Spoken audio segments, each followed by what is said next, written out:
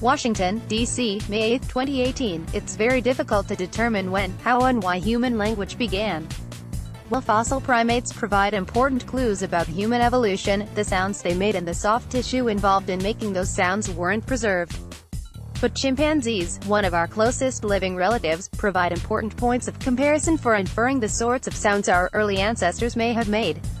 During the 175th meeting of the Acoustical Society of America, being held May 7-11, 2018, in Minneapolis, Minnesota, Michael Wilson, an associate professor at the University of Minnesota, will present his group's work searching for similarities between the vocal communications of chimpanzees and humans.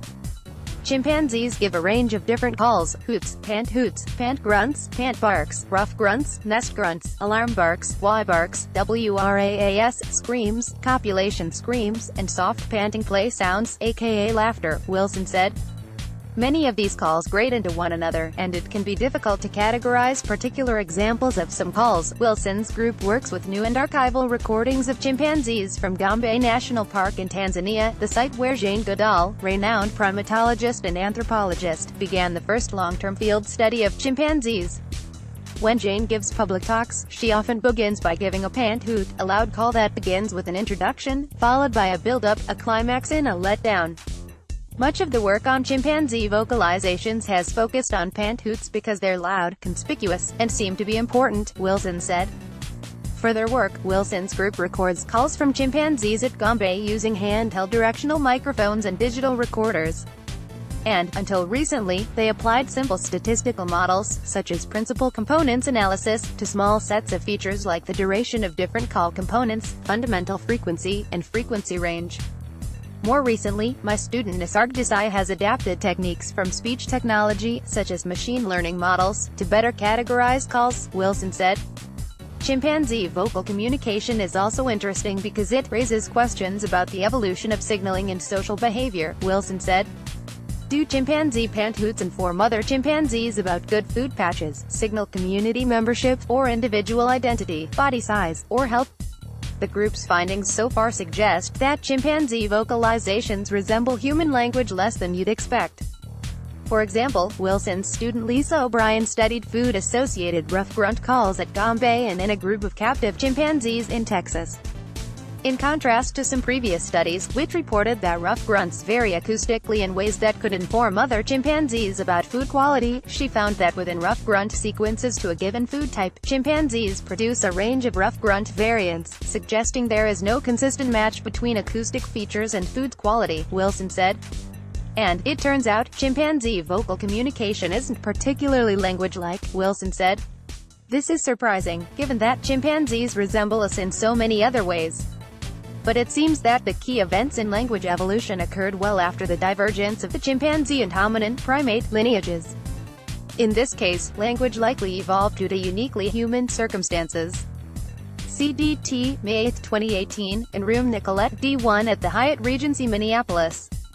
More meeting information: the 175th meeting of the Acoustical Society of America. The meeting is being held May 7-11, 2018, in Minneapolis, Minnesota.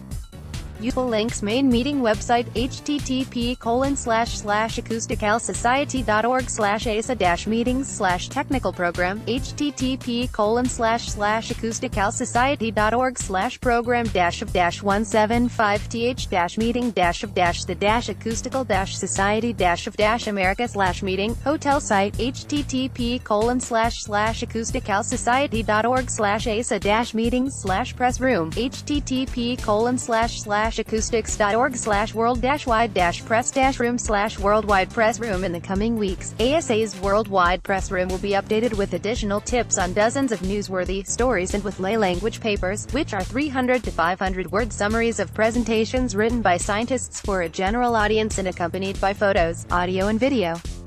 You can visit the site during the meeting at http://acoustics.org/current-meeting/. Press registration. We will grant free registration to credentialed journalists and professional freelance journalists. If you are a reporter and would like to attend, contact Emily Lordich, eller@gettyip.org, 301-209-3029, who can also help with setting up interviews and obtaining images, sound clips or background information. Live media webcast. A press briefing featuring a selection of newsworthy research will be webcast live from the conference on Tuesday, May 8, 2018. Register at http://ipwebcasting.com/webcast/registan/518asa.php to watch online. Topics and times to be announced. About the Acoustical Society of America. The Acoustical Society of America, ASA, is the premier international scientific society in acoustics, devoted to the science and technology of sound. Its 7,000 members worldwide represent the broad spectrum of the study of acoustics. ASA publications include the Journal of the Acoustical Society of America, the world's leading journal on acoustics, Acoustics Today magazine, books, and standards on acoustics. The Society also holds 2 major scientific meetings each year.